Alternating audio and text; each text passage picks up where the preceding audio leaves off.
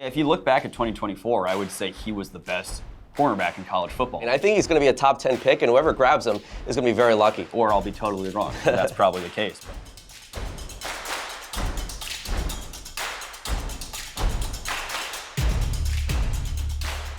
Hello, welcome to Football X's and O's Back to School. We'll be talking about the top cornerbacks entering the 2026 NFL Draft. Mansoor Delane out of LSU, Jermod McCoy out of Tennessee, and Avieon Terrell out of Clemson. I'm Ryan Steele. Alongside me is NFL expert David Scott. David, these are very good corners entering this draft. Yeah, this is just a few guys of a very rich cornerback class. There's going to be a number of guys taken in the first round. But these are three guys that we're pretty secure going to go in the top range of that. All right, let's get things started. We're going to talk about Delane, McCoy. Those are two guys that are probably going to be in the top 12, top 15 in this class. Let's start with Delane. He was very sound last year. He didn't give up any touchdowns last year in coverage. Talk about Delane. Yeah, I think Delane throughout this year has really just straight up secured himself as the number one cornerback off the board, maybe the number one player in the secondary off the board, just a textbook player. He's really good at what he does. Sticks in man coverage, really good in press coverage. He's able to read the quarterback's eyes very well. He does just about everything you want out of a corner. He's got a pretty solid build, right around the 6'1" range. A little bit underweight, around 180. I'd like to see him put a little bit more weight on there, but I like his frame. He's got good length. He's got the good size. Pretty much everything you want in a quarterback's build. And then on top of that, he's got the good fundamentals. So really good package in Mansoor Delane and not a lot of downsides. Oh, the film stands out with me when it comes to Delane, but also the stats. I mean, he only gave up 13 receptions to wide receivers last year, and 7 of them were first downs, and he didn't give up us 2+ receptions to a single wide receiver last year. So I wouldn't overthink it when it comes to Delane. I think he's going to be a top 10 pick, and whoever grabs him is going to be very lucky. Yeah, for me, Delane is kind of the crown jewel in this class, just coming from a perspective where I want my team, the Miami Dolphins, to take a cornerback. He is just that guy that I want off the board, and I think a lot of teams are starting to value him more in that way as we get throughout the process. Now, he didn't run in the combine, he didn't do any stuff there, but he did do his pro day, looked good in that fashion, and it's hard to look at him and not say this is a top 10 pick, and I think he's going to end up in that range. It's just a matter of who. There's a lot of teams that could decide on that. Probably a team like the Bengals, like you said, maybe my Dolphins sneak in at 11 or jump up to get him.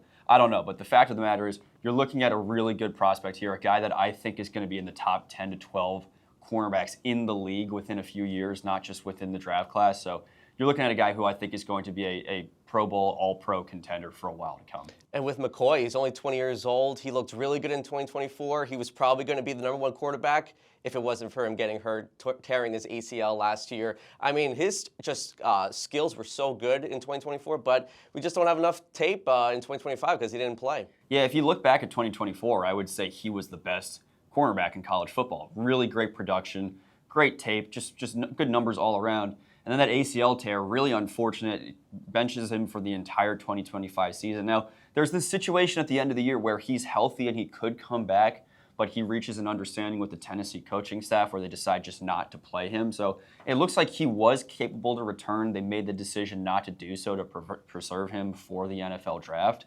So he looked better. He gets to his pro day, runs a 4.38 40-yard dash. So any reservations about that knee injury, you can throw out the window. It looks like he's ready to go. 38-inch vertical jump. So the physical talents are still there. We know that he is still a very good athlete. We just haven't seen him in reps in a long time. So is that going to leave teams questioning a little bit? Are they going to be a little bit suspicious, a little bit wary of that? I think probably. I think that's the only thing that keeps him below Mansoor Delane. You just haven't seen him on the football field in a while. But if you look back at 2024, you would love to get that production in the NFL. I think it's really high risk, high reward. Yes, he had the injury, but I just think that you're going to reap the benefits if he ends up being one of the best cornerbacks in the league. And I like an outside cornerback. Obviously, I mean, it goes without saying, like, cornerbacks are so important in this day and age against these nice wide receivers in the league. So I feel like with Delane, whoever takes him, there's a little bit of risk, obviously, but the fact that he looks healthy recently, they have a lot of information of these guys, behind the scenes. I think he should be a top 15 pick. Once Delane gets off the board, I think just because he 1, 2, 3 picks before McCoy goes off the board, it's going to be real quick because whoever loses out on Delane is going to want that next guy. And McCoy has the capabilities to be just as good, if not better, than Delane. Again, just haven't seen him on tape. If you looked at Delane and McCoy side by side in 2024, you'd say they were 1A, 1B that year as well. I think that just translated right over to 2025. If we see McCoy on tape, there's a real chance, he's in that top 10, maybe top 5 range. But again, just a little bit of uncertainty. But with that good pro day performance, I think that makes teams feel a lot better. That's very good. And Avieon Terrell, he's our number 3 cornerback. He looked good last year. There were some little inconsistencies here and there, but talk to us about his skill set and how he could look in the NFL. Yeah, Terrell is a much different kind of corner than these other 2 guys. Now, they're going to be outside corners. I think Terrell has the capabilities to be an outside corner. He plays both inside and outside when he was at Clemson, so I'm not really concerned about his ability to play on the outside, but when you look at him moving towards the inside, he's got a much more versatile skill set that I'm really interested in. Now, he is good in coverage. He's got a good amount of pass deflections. I don't think he had an interception last season, but he's really good coming down onto the ball. When it's a run play, when someone's coming around the outside, he's really good at disengaging from his coverage, getting down to the ball, getting a sack, getting a tackle for loss, forced fumbles. 5 forced fumbles last year, really impressive. 3 sacks. So I like that ability from him. You look at in the Super Bowl, who was it? It was Devin Witherspoon, who was coming down off the ball a lot on the outside as a corner.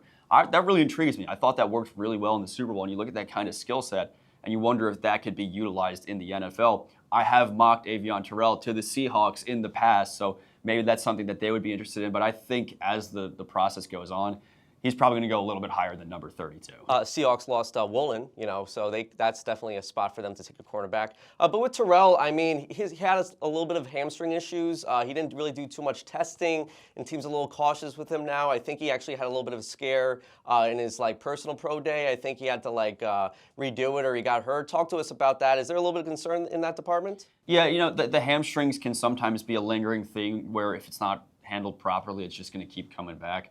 And obviously, you don't want that to happen in the NFL. But if it's just a little hamstring tweak in the pre-draft process, we got a long way to go before the season starts. We'll get to training camp pretty soon after the draft. But if it's just something like that, it's not something that he's got to go get a crazy MRI for or anything like that, I wouldn't be too concerned about it. I think, your production is really what speaks for you in the modern draft process. If it wasn't, then, Jermod McCoy wouldn't be a first rounder. But, obviously, it's a much different situation. And he's definitely got better production than Terrell. But, no tape in 2025 versus a little bit of a hamstring tweak, not really a concern for me. All right, let's get to the board. You have something for us? Yeah, we're not going to do anything too crazy. I think it's going to be more of just a look at how these guys line up a little differently in defense. So we'll just show just our X's today, I think, and none of our O's. Yeah. And we'll just line everyone up here.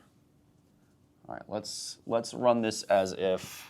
All right, well, now I need to put my O's out just to give myself a better. Yeah, just show the wide receivers maybe. Yeah. Okay, so let's just imagine this as if we're running with 1 man in the backfield, 3 wide receivers split out, and maybe a tight end off the line. All right. We'll run it like that. And cool. Okay. So when we have it like this, we have 3 cornerbacks on the board. Let's imagine where each of our corners are going to be. When it comes to Delane and Mr. McCoy, oh boy. I'm sure you can read that. It looks like an E, I think. Those are our more, good Lord. Are more prototypical outside corners. Those are the guys that you're comfortable going up for the jump ball, guys that you are comfortable staying stuck to the receiver, going downfield, going across the field, things such like that. When it comes to Terrell, I think he's going to play out more like that inside corner where, sure, they're going to have the ability to go outside, but when it comes to the size of an inside receiver, when it comes to the size of an inside corner, he's just going to match up better. He's 5'11", he's a little bit shorter. He's going to struggle with those 50-50 balls on the outside. When we see his ability to come down off the ball, that's when I'm more comfortable putting him in that inside position, because even if you're losing a little bit of that corner skill from the outside when you're moving into the inside, he's got the ability to get down, get this running back, go down, get the corner, whatever they need. Those blitzes from the cornerback position can be deceiving for an offense. So, McCoy and Delane, you can really put those guys anywhere on the field, and you're going to be fine with it. Terrell, once we get to the NFL, once we get to training camp and such, and we see him against his teammates, maybe in those preseason games, we'll get a better idea of if he can hang on the outside. If not, you throw him inside, and you're going to have a really, really good slot corner. I mean, like, this is going to be a top slot corner in the league.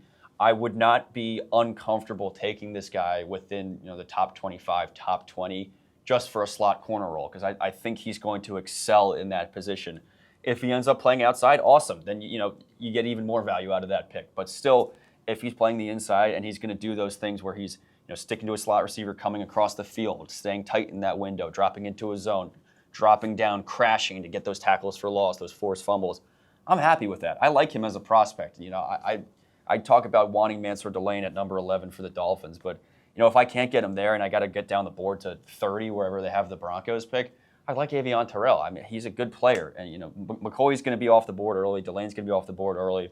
There's other corners that are going to be coming in the process that are going to be scattered around the first round. Wherever Terrell goes down in the back half of the first round, I think that's great value despite his downsides. And the fact that he can get to the quarterback too. I mean, no interceptions, but 3 sacks and forced fumbles. I mean, you can't go wrong with this type of player. No, exactly. He makes up for maybe that weakness in size as just with some ferocity going down towards the ball. Delane and McCoy, they don't really do that. As a corner, you do have to have the ability to process, understand when it's a run, and crash down and get off your receiver. It's the Delane and McCoy, they're both great corners. They don't really recognize the run game as well as Terrell does. He excels at this. So, strengths and weaknesses. Obviously, you're going to look at all those things. Delane and McCoy, I don't think you really care about the run game with the kind of corners that they are. You think of just other top corners in the league right now. You don't really care if they're crashing down towards the run because they're going to be covering those number ones on the outside. And if they're locking them up, who cares what you do in the backfield? But so you mentioned team fits, obviously, your Miami Dolphins. There's other teams, right? The Cincinnati Bengals, the Dallas Cowboys. That's a team where I think they're visiting. I know it's overrated, the top 30 visits. They end up visiting a guy and they end up not taking him, or they don't even look at a player for a visit and they end up drafting him. But the Cowboys are a team that they have 2 first-round picks, so I feel like one of these guys can be a Dallas Cowboy. Yeah, I've had the Cowboys, they have 2 first-round picks. I think they might double dip in the secondary, a safety with one and a corner with the other. It just depends on which way they do it, or I'll be totally wrong. That's probably the case. But yeah, I've had them taking McCoy at number, I think they're number 12. Number 12, yeah. 12 I've had them 20. taking McCoy at number 12 a lot. I also think they could take Dylan Thieneman at 12, who we talked about in a previous episode. But if they take Thieneman at 12, maybe they get Terrell at 20. Or they always love to surprise the Cowboys. If they take McCoy at 12, then they get Manuel McNeil-Warren at 20. So things flip around, but the Cowboys are a great fit. Obviously, the Dolphins, the Bengals, we say could be a Delane spot. They could be a Caleb Downs spot as well. Going back to the safeties, I look at the Chiefs as a possibility for secondary. They just trade away Trey McDuffie to the Rams, so they got someone. And no Jalen Watson either. No Jalen Watson, so Avieon Terrell down the board, or a Colton Hood, who we haven't really talked about, down the board, who I think is going to go below Terrell, but you have different opinions on that. Yeah, it's varying. I have Colton Hood as my number 3. I just like the fact that he can be an outside corner, and I liked his skill set. But I think Terrell has upside too. And then Chris Johnson is another guy. So we really could have done another show of all the other cornerbacks that are in this class. So, in this day and age, I keep saying it, I feel like cornerbacks, they're very useful. They're getting hit with penalties all the time. All fans are complaining about their cornerbacks, and you know what? You need a good one. And if you're not complaining about your cornerback, you have a very good team. Yeah, I think once draft day comes, it's going to be a lot more than 3 corners. I think we could see 5 at least, and maybe rocketing past that. But the secondary is going to be important in this draft class. 3 safeties at least, 5 corners at least. A lot of teams are needy in the secondary. A lot of teams just trading away their secondary players. So yeah. Bengals, Dolphins, Cowboys, Chiefs, and then Seahawks, I think, as well. Those are teams to really look out for the cornerback position. But, Saints, I would throw them in there as well. Yeah, they're an option too. So, it's draft day. It really is going to end up being anyone at any time. But you look at those 5, and you could be pretty certain that secondary is going to be, high on their board. And if one of these guys are gone, then they'll pivot. I keep mocking the Giants with Sonny Styles, but imagine they take Delane, surprise the world with the number 5 pick. You never know. Hey, they could use some help in the secondary as well, so you might as well. All right, let's wrap things up here. Football, X's and O's, back to school. You can watch us every Monday. We also have other off-season content. Please like, subscribe, and let us know who you think is the best cornerback in this draft class.